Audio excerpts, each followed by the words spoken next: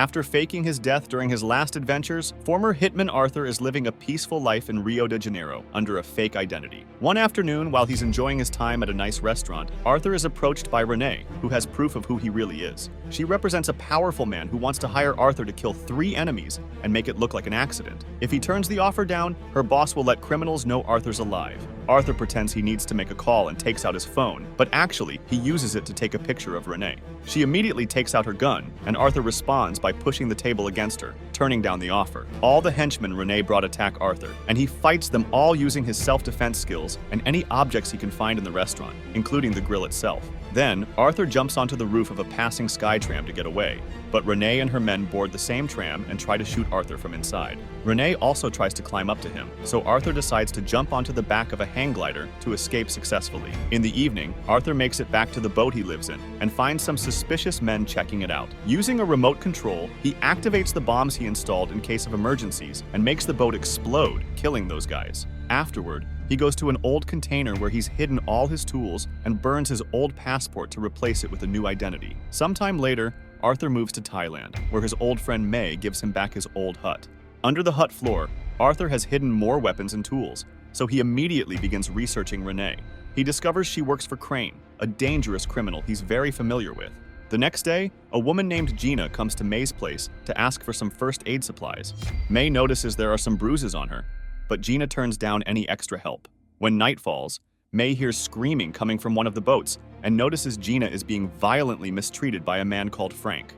May asks Arthur for help, and while he doesn't want to go, he knows he owes it to May. When he makes it to the boat, Arthur tries to ask for Gina nicely, but Frank attacks him. Arthur immediately defends himself, and when Frank falls, he accidentally hits his head and dies. When Gina sees the body, she passes out, and May approaches the boat too to bring her to the shore. Meanwhile, Arthur looks around and finds a gun, Gina's passport, and a phone with his own picture. Then, Arthur sets the boat on fire. When Arthur returns to the hut, he wakes Gina up and demands to know if she works for Crane while pointing a gun at her. Gina tries to disarm him, but Arthur easily overpowers her and makes her talk. Crane did send Gina, but she doesn't actually work for him. Crane is blackmailing her into doing this. She was supposed to play an innocent victim to get Arthur's attention, and Frank got a little too much into his role. The plan was to get close to Arthur and then call Crane, but Arthur forbids her from doing so. He'll decide when these guys get to come. The next day, Arthur discovers Gina used to be part of a humanitarian group that offered assistance in Cambodia. Arthur asks Gina what Crane has on her, and Gina explains she ran a shelter for victims of human trafficking.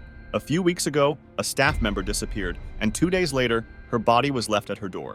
Crane sent a henchman who would kill the kids if Gina didn't accept to do this mission for him. Later, Arthur notices a boat nearby with men looking at the shore. They were probably sent by Crane, so Arthur walks around hand in hand with Gina to make them think her mission is going well. May notices this and brings them together through some old Thai traditions at the party she's throwing, and Arthur and Gina end up having lots of fun together. In the evening, Gina apologizes to Arthur for getting him into this mess. Arthur explains he understands because he was an orphan too. He was sold to a gangster who trained child soldiers, and Crane was there too. While Arthur escaped, Crane didn't, and Arthur thinks they blamed Crane for it, and now he wants revenge. Then, Gina and Arthur kiss and spend the night together.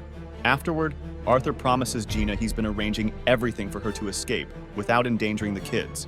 He won't make the kills Crane wants him to. He'll only kill Crane himself. Arthur also gifts Gina his father's watch, the only memory he has of the man. The next morning, a group of policemen arrives at the beach, but Gina recognizes one of them as Crane's man.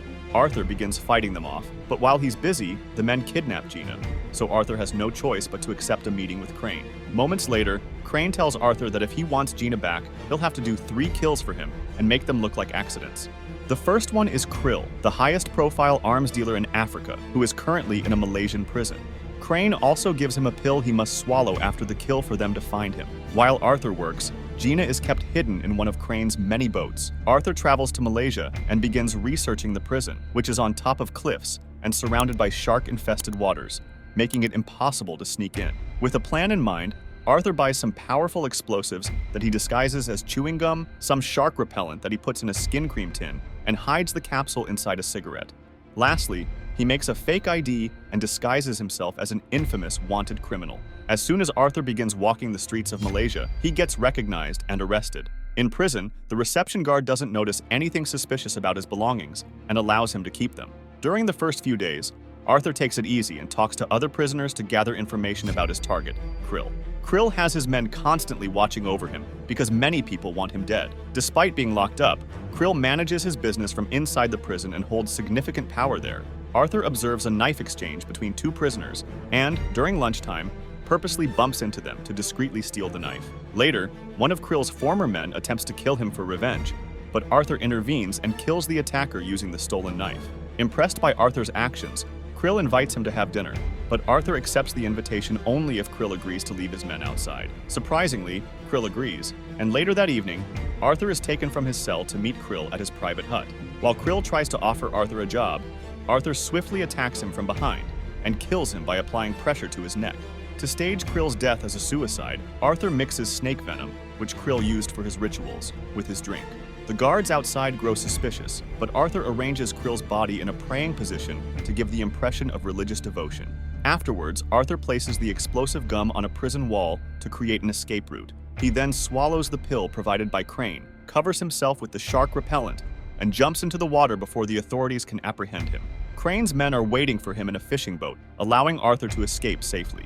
Crane provides a video call as proof that Gina is unharmed and reveals Arthur's next target, Adrian Cook, a human trafficker residing in Australia. Days later, Arthur begins investigating his new target. He discovers that Cook's penthouse suite is highly secure, but it features a cantilever pool that extends over the streets below. Arthur hires a helicopter to observe the building from a distance and pretends to be interested in one of the apartments nearby. While the realtor shows him around, Arthur distracts her by calling her phone and discreetly takes pictures of the apartment keys to create duplicates. Additionally, he utilizes dangerous chemicals to create a small yet powerful explosive capable of shattering glass, making it appear as if it broke due to pressure. Several days later, Arthur disguises himself as a technician to enter the building unnoticed and uses the duplicate key to access the apartment. Using advanced equipment, he exits through the window and climbs up the building until he reaches the pool. There, he creates a small hole to insert his specially made explosive. Cook is currently swimming and spots Arthur. However, before he can alert the guards, the glass surrounding the pool begins to crack. Arthur quickly jumps away and slides down the building to return to the apartment, causing the pool to shatter and Cook to fall to his death. Crane, upon seeing Cook's demise on the news, instructs his men to prepare for the next video call. Gina notices that she is positioned near a window during the call, which reveals the boat's hull number. She adjusts the camera to include the window in the frame and raises her hand, signaling Arthur to look at the number on her watch.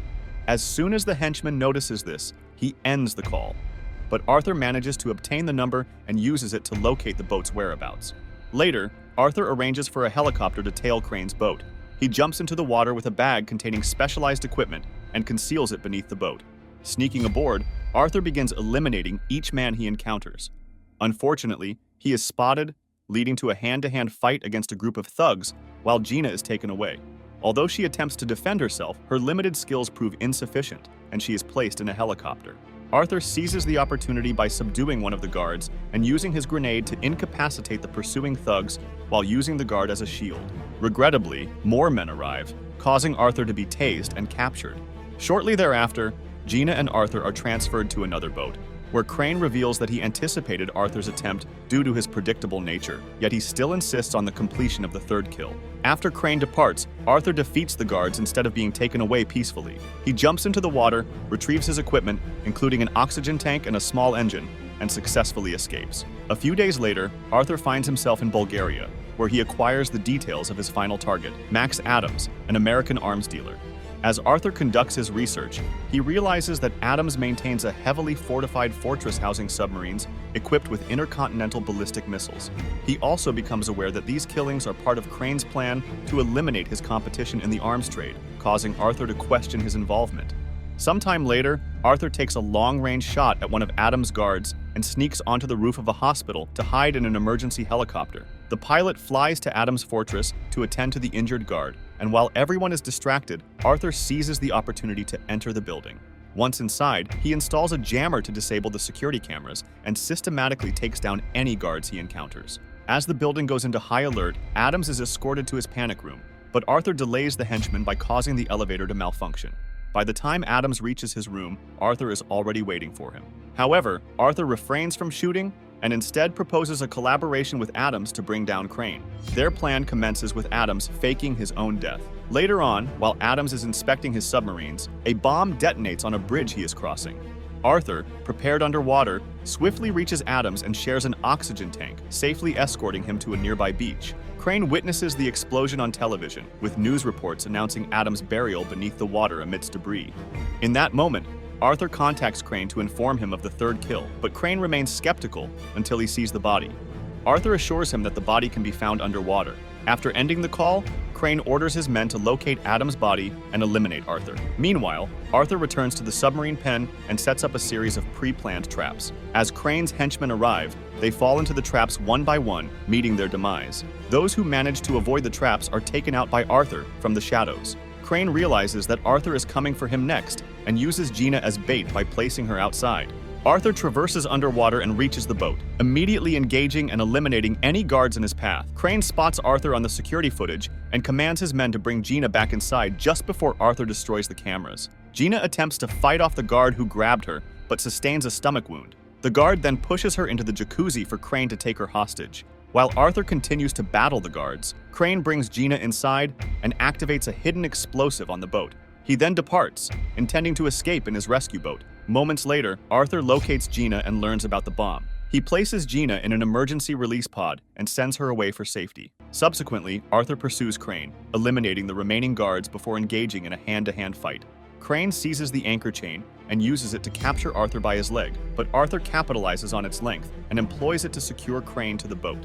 Crane mocks Arthur, believing they will both perish as a result of the bomb's imminent explosion. However, Arthur remains unfazed and swiftly enters the boat just before the bomb detonates. Gina witnesses the boat disintegrate and catch fire, mourning Arthur's apparent demise. Fortunately, the explosion reveals their location, and Gina is rescued by the Coast Guard. Adams, observing from the shore, notices something peculiar about the fragments of the boat being recovered and also spots a nearby security camera. Weeks later, Gina has returned to Cambodia with the children and writes a letter of gratitude to May for her donated water filter. One afternoon, while engrossed in teaching, Gina is astonished to discover that Arthur is alive and has come to see her. Meanwhile, Adams investigates Crane's boat and discovers the presence of a diving bell, a device containing trapped air that enables divers to breathe underwater. Intrigued by this revelation, Adams reviews the security footage and confirms that Arthur escaped by hiding in the diving bell. Impressed by Arthur's ingenuity, Adams deletes the footage to safeguard Arthur's future. Thanks for watching this video. If you enjoyed it, make sure to hit the like button and subscribe to my channel for more content like this.